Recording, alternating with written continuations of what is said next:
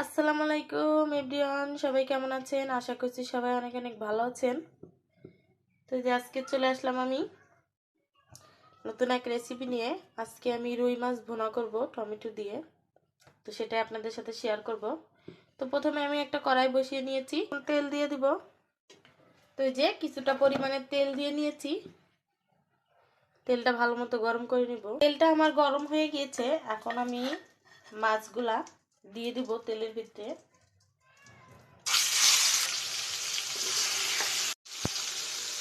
তো সম্পূর্ণ মাছ আমার দেওয়া হয়ে গিয়েছে, এখন মাছগুলো আমি লাল করে ভেজে নেব।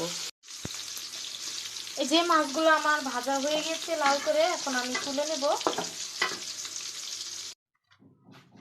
যে মাছগুলো আমি তুলে নিয়েছি, এখন ওই তেলের ভিতরে আর কিছুটা তেল দিয়ে নিয়েছি। এখন কয়েকটা পেঁয়াজ কুচি দিয়ে দেব, আর দিয়ে দিচ্ছি কয়েক টুকরা কাঁচামরিচ দিয়ে আমি এগুলা নরম হওয়া পর্যন্ত ভেজে নেব।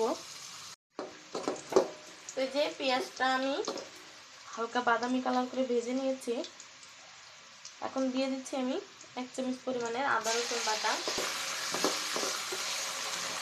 দিয়ে এটাকে কিছুক্ষণ ভেজে নিলাম। নিয়ে অল্প পরিমাণের পানি আমি অ্যাড করে দিচ্ছি, কারণ এখন শুকনা উপকরণগুলো দিয়ে দেবো, তা যাতে পুড়ে না যায় তার জন্যই আমি একটু পানি দিয়ে নিয়েছি। তো এই যে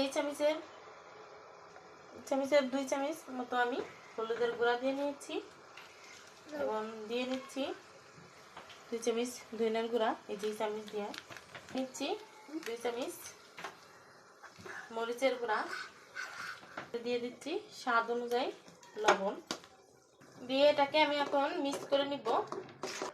তো এই যে মিক্স করা হয়ে গিয়েছে আমার, এখন আমি মশলাটা ভালো মতো কষিয়ে নেব যতক্ষণ না উপরে তেল ছেড়ে দেয়।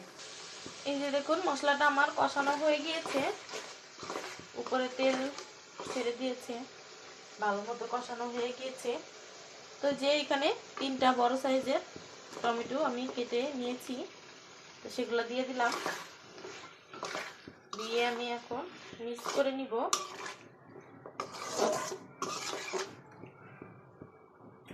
তো টমেটোটা আমি হালকা একটু কষিয়ে নিব।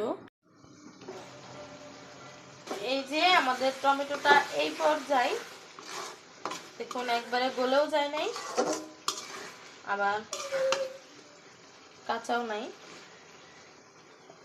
তো এই পর্যায়ে এখন আমি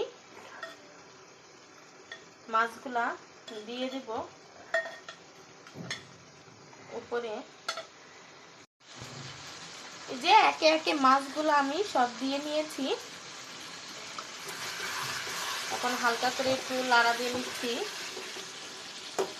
তো এখন অল্প পরিমাণের পানি দিয়ে নিচ্ছি আমি। তো যে আমি ঝোলের পানিটা দিয়ে নিয়েছি, এখন আমি তরকারিটা কিছুক্ষণ রান্না করে নিব।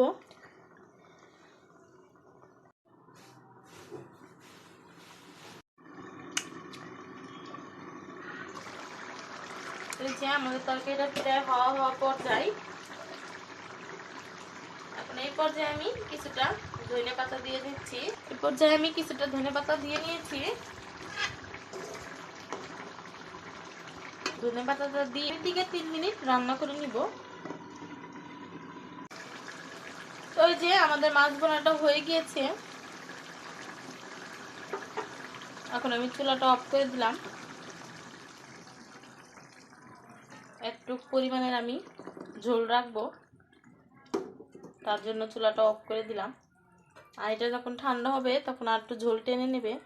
তো কেমন লেগেছে আজকে রুই মাছের টমেটো দিয়ে রুই মাছ ভুনাটা অবশ্যই কমেন্টে জানিয়ে দেবেন। আর যারা যারা আমার চ্যানেলে নতুন তারা আমার চ্যানেলটা সাবস্ক্রাইব করে দেবেন। তো আজকে এই পর্যন্তই, আল্লাহ হাফেজ।